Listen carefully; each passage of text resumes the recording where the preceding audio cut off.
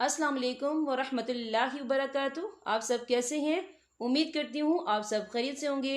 आज का हमारा टॉपिक जो है सूरह अर्राद है, आयत नंबर 32 से लेकर आयत नंबर 43 तक।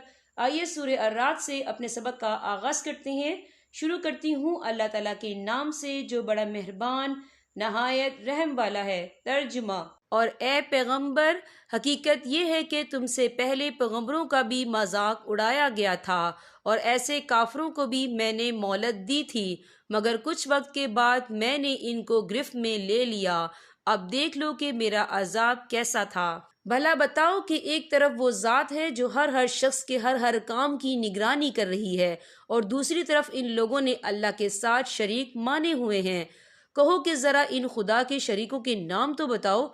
अगर कोई नाम लोगे तो क्या अल्लाह को किसी ऐसे वजूद की खबर दोगे जिसका दुनिया भर में अल्लाह को भी पता नहीं है, या खाली ज़बान से ऐसे नाम लोगे जिनके पीछे कोई हकीकत नहीं?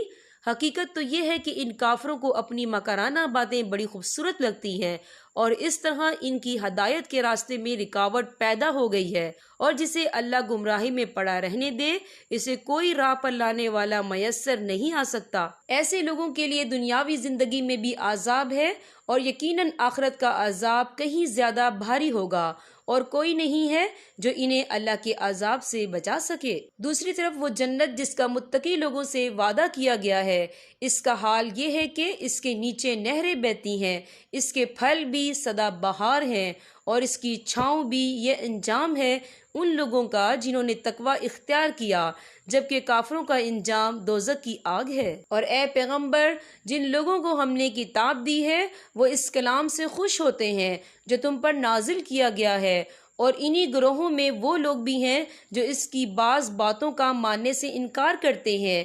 कह दो कि मुझे तो ये हुक्म दिया गया है कि मैं अल्लाह की इबादत करूं और इसके साथ किसी को खुदाई में शरीक ना मानूं। इसी बात की मैं दावत देता हूँ और इसी अल्लाह की तरफ मुझे लौट कर जाना है। और इसी तरह हमने इस कुरान को अरबी ज़बान में एक हुक्मनामा बनाकर नाजिल किया है। और ए पैगंबर, तुम्हारे पास जो इल्म आ चुका है, अगर इसके बाद भी तुम इन लोगों की ख्वाहिशात के पीछे चले तो अल्लाह के मुकाबले में न तुम्हारा कोई मददगार होगा न कोई बचाने वाला। हकीकत यह है कि हमने तुमसे पहले भी बहुत से रसूल भेजे हैं और इन्हें बीवी बच्चे भी अता फरमाए हैं, और किसी रसूल को ये इख्तियार नहीं था कि वो एक आयत भी अल्लाह के हुक्म के बगैर ला सके।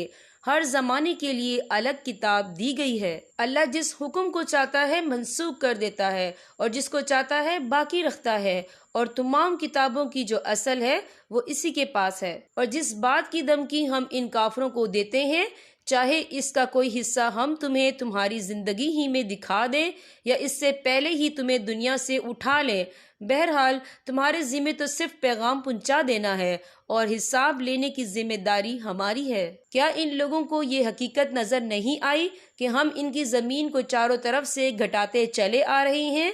हर हुक्म अल्लाह देता है, कोई नहीं है जो इसके हुक्म को तोड़ सके, और वो जल्द हिसाब लेने वाला है। जो लोग इनसे पहले गुजरे हैं चालें उन्होंने भी चली थीं, लेकिन चाल तो तमाम तर अल्लाह ही की चलती है। कोई भी शख्स जो कुछ करता है सब उसे मालूम है, और काफरों को अनकरीब पता लग जाएगा कि असली वतन का नेक इंजाम किसके हिस्से में आता है। और जिन लोगों ने कुफर अपना लिया है वो कहते हैं कि तुम पैगंबर नहीं हो। कह दो कि मेरे और तुम्हारे दरमियान गवाही के लिए अल्लाह काफी है, नेज़ हर वो शख्स जिसके पास किताब का इल्म है। माशाल्लाह से आज हमारी सूरह रात जो है कंप्लीट हो चुकी है। मैं अल्लाह ताला की बहुत शुक्रगुजार हूँ, आप सब की भी शुक्रगुजार हूँ। आप सब मेरी वीडियो को देखते हैं, लाइक करते हैं तो मुझे बेहद खुशी होती है। मेरी आप सब से रिक्वेस्ट है कि आप कुरान पाक को जो है अरबी टेक्स्ट के साथ साथ तर्जमे के साथ भी पढ़ें। देखिए, कुरान पाक जो है एक बेहतरीन किताब है जो आप सब की सही रहनुमाई कर सकती है। आपको किसी भी आलिम मुफ्ती के पास जाने की ज़रूरत नहीं है। आप कुरान पाक को खोलें, पढ़ें, इसके तर्जमे पर फोकस करें। कुरान पाक जो है हमारे लिए एक बहुत बड़ी नसीहत है। कुरान मजीद में भी अल्लाह ताला इरशाद फरमाते हैं, ज़ालिकल किताबु ला रैब फीहि हुदल लिल मुत्तकीन। इस किताब के अल्लाह की किताब होने में कोई शक नहीं, परहेजगारों को राह दिखाने वाली है।